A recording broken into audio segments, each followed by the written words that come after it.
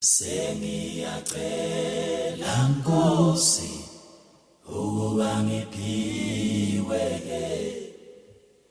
amandla ngiyawadinga ukuba ngifikele nokuba izilingo zingiyaqilela ngiyehluleka uma ngingedwa ngiyehluleka uma ngingedwa.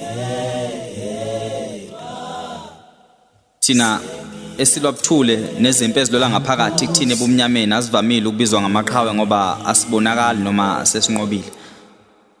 Eqinisweni akekho wazi ukuthi zingaki izikhathi uyinqoba lempo obhekene nawo ngaphakathi kwena. Ngoba kubhlungu bayingozi kwena engekho ngisho nomuntu ozokulamulela. Kubhlungu ngoba nasekufeni kwethu sibizwa ngamagwala abalekela impilo. Sishawa noma sesithule. Kuthiwa silethe umkhokho omubi ekhaya benza okungazi ukuthi depression ayithelelani mawufa uhamba nayo. Ingakho sikhetha ukulwa sithule. Kanjalo noma isikuhlula ilimpi kuhenga buthule. Iqiniso ukuthi silent fighters don't survive kanti nama silent fighter kane depression nayi silent killer. If awusihlengi wena ekufeni kwakho ugcina ungahlengiwe. Kungani vele ngekho umuntu ozimisele ngokusilalela. Bashona apha abantu abathanda ukulalela ngaphandle ukuthi besahlulele. Noma mhlawumbe thina siyixoxa indaba sisaba ukuhlekwa, sisaba ukuhletshwa ngemshado yethu ephukileyo nezimpilo zethu ezingahlangani ingakho ke ukufa kuyiyona ndlela. Noma inkingi kuthina sifuna ukuhlenga. Ngikholelwa ukutheni uma ungasaphili ngokuziqhenya lapha emhlabeni kumele vele ufe ngakho uziqhenya. Ukufa sicabanga ukuthi kuyisiphetho sempilo kanti konke okwenzeka ngale kwethuna kuyisiqalo sempilo. Ngoba ngikusaba ukufa. Ngake ngafa eminyakeni ngamakhulu edlule ngaphambi kuba ngizalwe. Angizwanga nobuhlungu omncane. Angakaze ngabhekana ngisho nenkinga encane ekufeni kwami.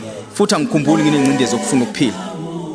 Mina angakaze ngaba nemicabango ukuzibulala kodwa namuhla sengiphenduka ingozi kumina. Kungenxa yempi engilwa ngedwa engibhekene nayo ngaphakathi kumina izikhulumela ngomlomo wami yenza ukufa kubuke kuyinto enhle emehlweni nami nasemqondweni wami. Okumanje ngiyingozi kimi ngidinga usizo nokuvikelekwa kimi. Ngihlale ngikhala mihla namalanga ngisezinhlungwini then I realize ukuthi izinyembezi zingamagama akhuluma abuthula adinga ukubhalwa phansi. Ukuphila kuyingikathaza akekho ongakwazi lokho ingakho mawufa bethu uphumule ngokuthula. Bonke lobuhlungu ibuzawubudala ukuphila kwami I know for sure ukuthula kwami kuzobe kusho ukuphumula kwami. Noma ngakhuluma mapha amagama ngikhale kumdala ukuthi kungani abangishile bahamba angeke babuyise empilweni yasebelahlekile. Noma ngakhala ziphi izinyembezi uma ngeke abuya ngibambe ngesandla njengamanje ngoba ngiyamdinga. Njoba ngilana ukubuhlungu ukuthi ithemba lami lonke alikho lana. Ngikulobuhlungu ngenxa zabantu abangishile engade ngibathanda. Ngizamile ukwenza ngathi angakaze ngibaze nangaze ngibathande nababakaze bengithanda. Iqiniso bebekade bengithanda nami ngibathande manje ngibakhumbule futhi ngiyabadinga.